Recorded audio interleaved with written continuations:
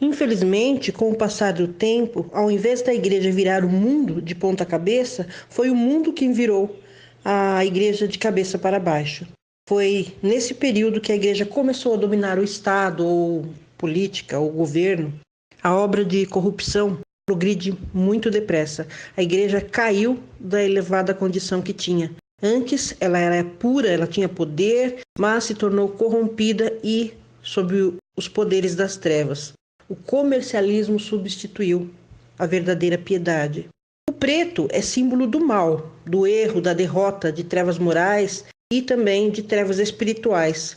Esse preto substituiu a pureza que a igreja começou, a princípio, nas suas conquistas.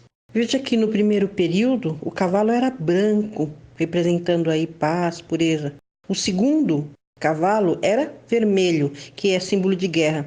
E agora o terceiro cavalo, que é o preto, um período de fome, fome espiritual, exatamente como quando ocorre uma guerra. Segue-se então um período de fome, e foi exatamente assim que aconteceu. Começou a igreja pura, que vinha direto dos lábios de Jesus, depois teve guerra e por fim a fome, fome espiritual. Quanto mais tempo passava, mais o cristianismo ia se corrompendo e com o passar dos séculos, a superstição avançava também. Fantasias de purgatório, fraudes piedosas, culto às imagens e aos santos, relíquias, tomavam então o lugar do cristianismo puro e simples. O livro de Deus foi posto de lado e substituído por histórias lendárias e por tradições de homens.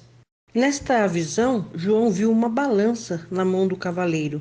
O texto diz: uma medida de trigo por um dinheiro, ou dependendo da tradução, aqui dinheiro vem traduzido como denário, e 3 medidas de cevada por um dinheiro ou denário.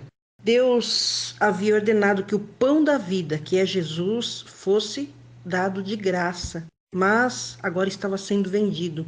A religião se tornou um negócio e, infelizmente, até hoje ela é um grande negócio. Pessoas e igrejas estão usando a palavra de Deus para ganhar dinheiro. O trigo e a cevada aí se referem a uma carência espiritual que foi o que marcou a experiência da igreja durante esses séculos. O texto também diz uma medida de trigo. Uma medida de trigo era menos que 1 litro. Isto era uma ração escassa para um soldado. Um dinheiro era o salário por um dia de trabalho. Com esse salário, com esse dinheiro, se comprava 654 gramas de trigo, ou menos de 2 quilos de cevada, correspondia a mais ou menos 1.962 gramas. Realmente uma escassez aí espiritual, é a isso que está se referindo o texto. A cevada em tempos normais, seria o valor atual hoje da nossa moeda 10 centavos, dava para comprar 24 medidas de cevada. E a cevada só era consumida pelas pessoas mais pobres. Era um alimento considerado muito inferior ao trigo. Na crise dessa igreja, então aí são permitidas 3 medidas de cevada, que era a quantidade suficiente para um escravo. Um dinheiro ou um denário, que era pouco menos de 10 centavos, era então o salário comum para um dia de trabalho. E quando uma medida de trigo custa aí no texto 1 dinheiro, o homem então trabalhava para conseguir apenas o sustento para si mesmo, não sobrando nada para sua família ou para as outras necessidades. Lógico que é uma forma figurada de dizer da escassez do alimento espiritual que era fornecido nessa época. A chegada desse tempo sugere uma fase de durezas, quase que insuportáveis, de tensões, de carência, quase além do poder da imaginação. Durante o período dessa escassez espiritual, um baixo nível de alimento espiritual era fornecido ao povo. Eles podiam receber apenas a menor quantidade da palavra de Deus. Esses ensinos da palavra de Deus eram ministrados por tradições dos pais católicos que substituíram as puras doutrinas de Cristo.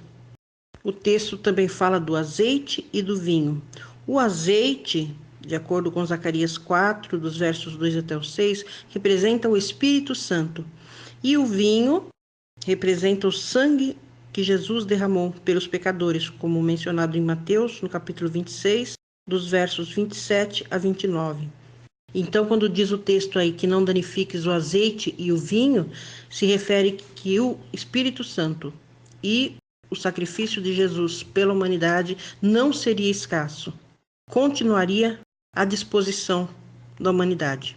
Vamos ver o que acontece agora quando o quarto selo é aberto, nos versos 7 e 8. Quando o cordeiro abriu o quarto selo, ouviu a voz do quarto ser vivente dizendo: Vem.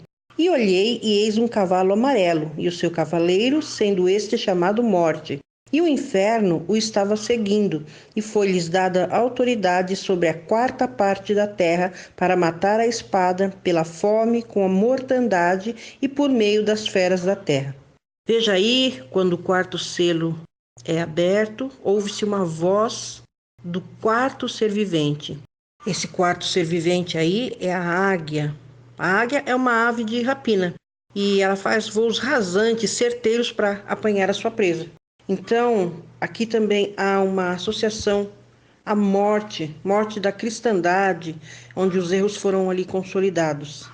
Veja então aí a sequência. A guerra traz fome e a fome leva à morte. Assim, o cavalo branco, como nós já dissemos, representando lá a pureza, o vermelho representando a guerra, o preto representando a fome e o amarelo representando a morte. Interessante que na Bíblia as feras também estão associadas à morte.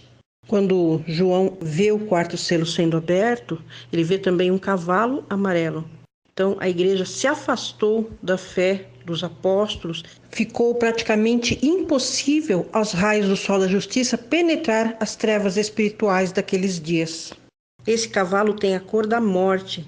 Quando a gente machuca o dedo e ele fica preto, é possível que a gente sinta muita dor, mas ele ainda está vivo, nós sabemos disso.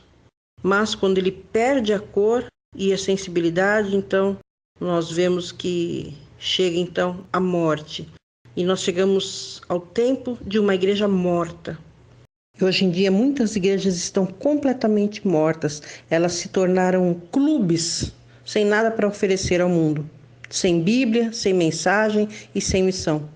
O símbolo se refere à obra de perseguição e matança efetuada pela Igreja Romana contra o povo de Deus no tempo decorrido entre o começo da supremacia papal, em 538 depois de Cristo, até 1598, e o tempo em que os reformadores começaram a expor o verdadeiro caráter do papado.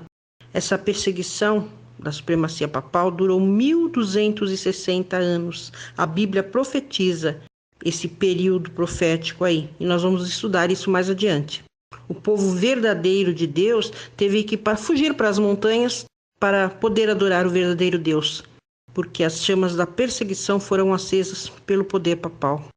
Veja que o caráter do cavaleiro corresponde com essa ideia também. O nome do cavaleiro é Morte, que é o máximo em horrores. E ele é seguido, como diz o texto aí, pelo inferno. Neste selo, então, a morte agora é daqueles poucos que continuavam sendo fiéis. Veja aqui uma comparação da Roma pagã e da Roma cristã. A Roma cristã não crucificava as pessoas como a Roma pagã fazia. Ela queimava essas pessoas cristãs vivas. A Roma pagã torturava os criminosos que roubavam, né?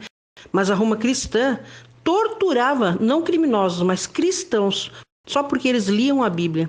O que Alexandre, César e outros imperadores procuraram fazer, mas falharam, esse poder político-religioso parece determinado a conseguir.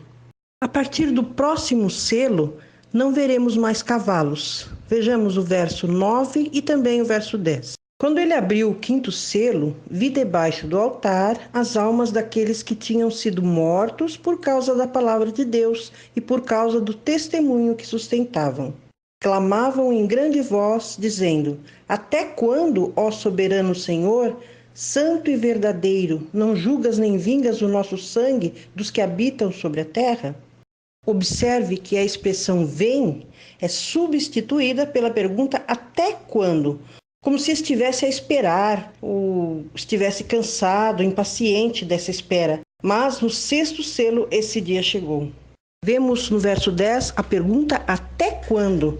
Ou seja, clama-se por justiça. Até quando os fiéis sofreriam e morreriam por amor a Deus e em defesa da sua fé? O amor de Deus é muito bem aceito, mas quando se fala em justiça, alguns duvidam que Deus é justo, por causa das coisas que acontecem ao nosso redor. Mas a justiça virá a seu tempo. Como podemos ler em Romanos 12:19, Deus há de vingar os justos. Ele diz aos aflitos: não vos vingueis a vós mesmos, amados, mas dai lugar à ira, porque está escrito: minha é a vingança, eu recompensarei, diz o Senhor. E Deus aconselha em Gálatas, capítulo 6, verso 7: não erreis, Deus não se deixa escarnecer, porque tudo o que o homem semear, isso também ceifará. Ele diz que a vingança pertence a ele, como está escrito em Deuteronômio 32:35, que diz: minha é a vingança e a recompensa ao tempo que resvalar o seu pé, porque o dia da sua ruína está próximo, e as coisas que lhes hão de suceder se apressam a chegar. Se hoje a injustiça impera, chegará um momento em que isso não será mais assim. Deus diz em Deuteronômio 25:1: quando houver contenda entre alguns e vierem a juízo para que os julguem, ao justo justificarão e ao injusto condenarão. Se eu confio em Deus e que Ele é justo, eu aguardo que a seu tempo a justiça será feita. No verso 10 nós entendemos aí que o sangue clama por justiça. A mesma expressão é usada no livro de Gênesis, quando o sangue de Abel clama por vingança. Aqui, é lógico, é uma ilustração de Deus que dá voz ao sangue de mártires inocentes.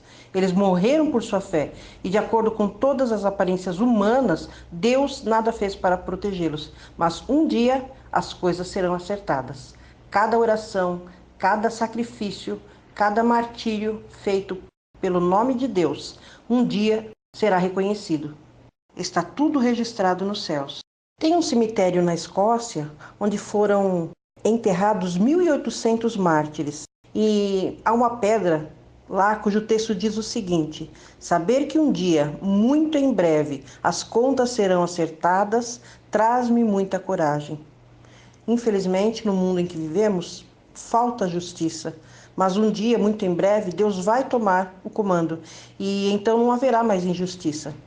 Quando os reformadores expuseram a obra do papado, foi então trazido à memória o grande número de mártires que haviam sido mortos pela fé. Nesta fase, então, é que se é lembrado das pessoas que foram mortas. O texto também fala das almas debaixo do altar. Será que isso ensina que as almas desencarnadas dos mortos estão conscientes no céu? Claro que não. A Bíblia não ensina nada disso, não é verdade? Então, se não é assim, por que não? Primeiro, o altar de sacrifício no santuário terrestre ficava no pátio e não dentro do santuário. Veja que essa expressão aí, as almas debaixo do altar, se refere àquele sangue que era derramado debaixo do altar. O sacerdote imolava ali o animalzinho e uma parte era derramada embaixo do altar. O pátio do santuário representava esta terra, no qual os mártires foram mortos e sobre o qual eles são vistos no texto. O único altar que havia dentro do santuário terrestre, que representava o céu, que é a morada de Deus, era o altar de incenso. E segundo, que nós não podemos imaginar que o espírito de vingança pudesse dominar de tal maneira as mentes das almas no céu, a ponto de fazer com que, a despeito da alegria e da glória do céu, elas não ficassem satisfeitas.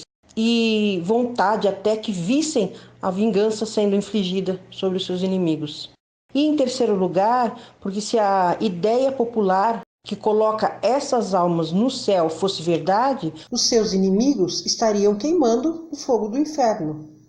Então, por que essas almas estariam clamando por vingança? Que vingança maior haveria do que essa, não é verdade? E em quarto lugar, alguns argumentam que elas devem ser conscientes, porque clamam a Deus. Nós devemos entender que a personificação atribui vida, ação, inteligência a objetos inanimados. E é isso que acontece aí, uma figura de linguagem.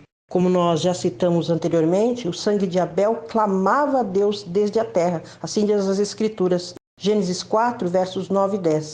Também em Abacuque 2,11, nós lemos lá que a pedra clamava da parede e a trava respondia do madeiramento. É óbvio que pedra não clama, nem trava e responde. É uma figura de linguagem. Em Tiago 5,4, diz lá que o salário dos trabalhadores fora diminuído. E esse salário clamava, e os clamores dos que ceifaram entraram nos ouvidos do Senhor dos Exércitos. Então nós podemos ver aí que também foi usada uma figura de linguagem. Então vamos recordar. O terceiro selo, que era o cavalo preto, corresponde à igreja de Pérgamo e vai de 313 até 538 depois de Cristo. O quarto selo, que é o cavalo amarelo, corresponde à igreja de Tiatira e vai de 538 até 1517 depois de Cristo. Já o quinto selo, nós vemos aí as almas debaixo do altar, corresponde à igreja de Sardes e vai de 1517 até 1755.